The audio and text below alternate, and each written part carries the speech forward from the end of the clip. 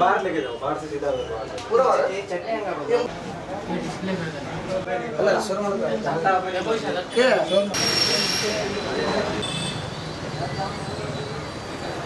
ಇವತ್ತು ಬಿಜಾಪುರದಲ್ಲಿ ಒಂದು ಲಸ್ಸಿ ಶಾಪ್ ಓಪನ್ ಮಾಡಿದ್ದಾರೆ.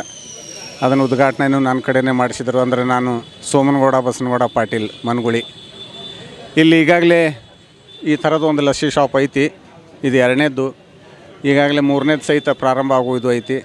ಯಾಕಂದ್ರೆ ಈಗಾಗಲೇ ನಮ್ಮ ಬಿಜಾಪುರ ಜಿಲ್ಲಾ ಅಂದ್ರೆ ಬರದ ಜಿಲ್ಲಾ ಅಂತೇಳಿ ಹೆಸರಾಗ್ಯದ.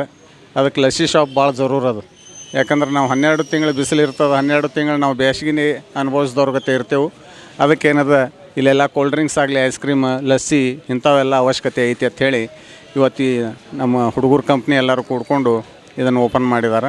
बीजापुर शहर में आज लस्सी शॉप का ओपनिंग है और इससे भी पहले एक ओपनिंग ऑलरेडी हो चुका है. सेकेंड वन हमारा शॉप का ओपनिंग हो रहा. और थोड़ी दिन पहले यहाँ पे कौन से भी लस्सी शॉप्स वगैरह कुछ भी थे नहीं, लेकिन अभी बीजापुर के लोगों के वास्ते भी एक खुशखबरी है कि बीजापुर में 2 लस्सी शॉप्स ओपन हुए और तीसरा भी एक हो रहा.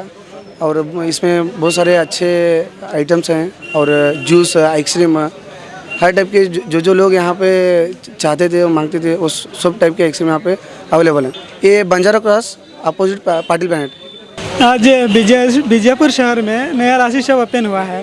इसमें lassi, falooda, ice cream, mocktail, stick shake, juices सब मिलता है. सब स्पेशल है इसमें.